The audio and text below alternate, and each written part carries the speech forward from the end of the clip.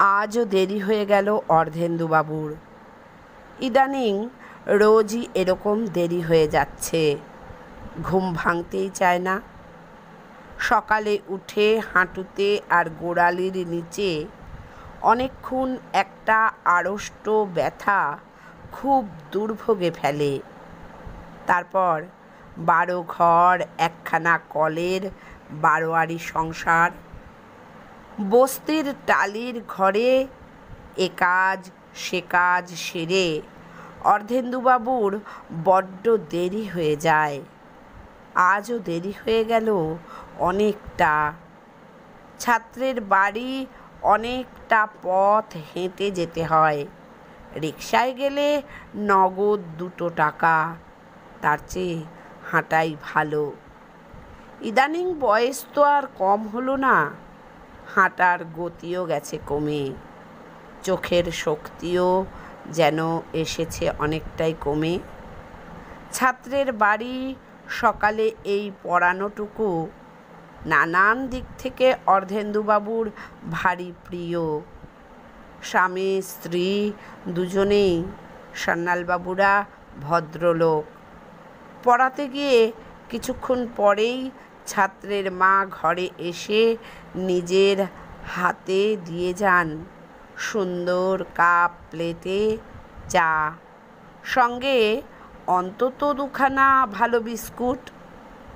সারাদিনে আর তো খুব একটা চা খাওয়া হয় না। অর্ধেন্দুবাবুর নিজের একলা সংসারে চাটা এর কোনো পাট রাখেননি। অর্ধেন্দুবাবুর এই ছাত্রটি নিখিলেশ এমনিতে খারাপ নয়, তবে উঠতি বয়স, নানা আকর্ষণ, নানা দুষ্টুমি, দিন দিন বড় অমনোযোগী হয়ে পড়েছে। রেজাল্টও ভালো করছে না। এমনি নিখিলেশের মা অনেকবার হাসি মুখে অভিযোগ জানিয়েছেন ছেলের বৃদ্ধ টিউটরের কাছে, আপনি মাস্টারমশাই একটু ভালো করে দেখুন ওকে, আর একটু সময় দিন, ও তো পড়েই না। আপনি এলে ওই যেটুকু ওর পড়া, তারপর দিন দিন বড্ড অবাধ্য আর জেদি হয়ে উঠছে। আপনি একটু কড়া হন মাস্টারমশাই।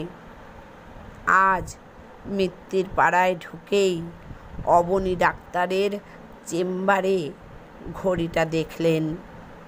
না, সত্যিই আজ বড্ড দেরি করে ফেলেছেন। নিখিলেশের পরীক্ষা সামনেই।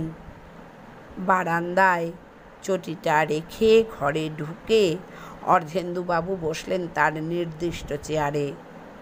ঘরের টেবিলের উল্টো দিকের চেয়ারে নিখিলেশ নেই। মিনিট কয়েক পরে নিখিলেশের মা ঢুকলেন, হাতে চায়ের কাপ প্লেট। চা খেয়ে নিন মাস্টারমশাই। গৃহকর্ত্রীর কণ্ঠস্বরে যেন কেমন থমথমে ভাব। মাস্টারমশাই জিজ্ঞাসা করলেন, নিখিল বাড়ি নেই? নিখিলেশের মা এই প্রশ্নের জবাব দিলেন না, বললেন, চাটা খেয়ে নিন, আমি আসছি। কেমন অবাক লাগলো অর্ধেন্দুবাবুর। এ বাড়িতে তিনি অনেক বছর ধরে আছেন, কখনো এই মহিলাকে এমন গম্ভীর দেখেননি তিনি। নিখিলেশের মা আবার ঘরে ঢুকলেন, থমথমে মুখ। অর্ধেন্দুবাবু বললেন, আজও বড্ড দেরি করে ফেললাম মা, আসলে বয়স হয়ে যাচ্ছে তো। একসময় এটুকু পথ 5 মিনিটে পেরিয়ে যেতাম হনহন করে, রক্তের জোর গেছে কমে। এটুকু আসতে প্রায় 20 মিনিট লেগে যায়, বাতের ব্যথা তার উপর।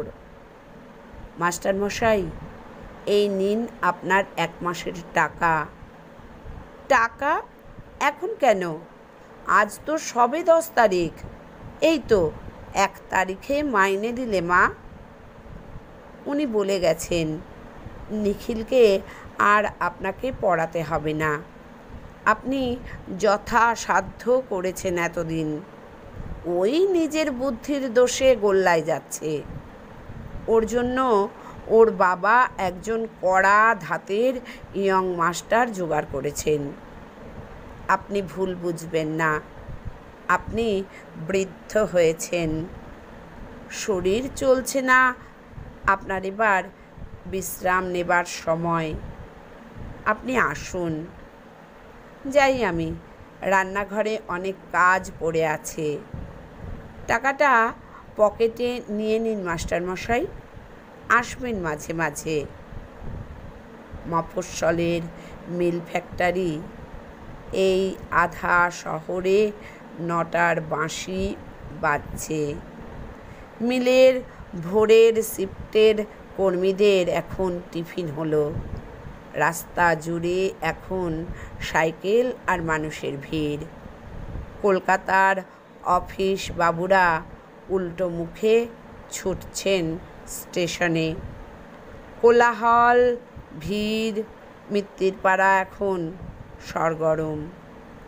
শুধু একটা খুব চেনা, খুব জানা ঘরের ভিতরে কাঠের চেয়ারে বসে অর্ধেন্দুবাবু সব কোলাহলের বাইরে এক আশ্চর্য স্তব্ধতায় থমকে বসে রইলেন। তারপর আস্তে করে উঠে দাঁড়ালেন। চাটা পুরো খাওয়া হয়নি। টাকার নোটগুলোর দিকে তাকালেন, আর তারপর তাকালেন তার এতদিনের বসার সেই চেয়ারখানার দিকে। দামি শালকাঠের শৌখিন চেয়ার। এবারের রুচি আর অর্থের ছাপ লাগা। সেই চেনা চেয়ারটার পিঠে হাত রেখে একটু দাঁড়ালেন। তারপর যেন ছেলেবেলার স্কুলের ফাংশানে আবৃত্তি করছেন এমনভাবে বলতে লাগলেন, গাছ বুড়ো হয়ে গেলে কাঠ হয়, কাঠের চেয়ার হয়, কাঠের খাট হয়, টেবিল হয়। কাঠ মানুষের কত কাজে লাগে। মানুষ বুড়ো হয়ে গেলে তিনি না, পরের লাইনগুলো ভুলে গেছেন, কিছুতেই মনে আসছে না। বিড়বিড় করতে করতে বারান্দায় চটিতে পা গলিয়ে মিত্তির পাড়া ছেড়ে ধীর পায়ে বৃদ্ধ অর্ধেন্দুবাবু ফিরে গেলেন। পড়ার ঘরে টেবিলে তখন আধ খাওয়া চায়ের কাপে মাছি বসছে। পেপার ওয়েটে চাপা দেওয়া 5টা 10 টাকার নোট হাওয়ায় কাঁপছে।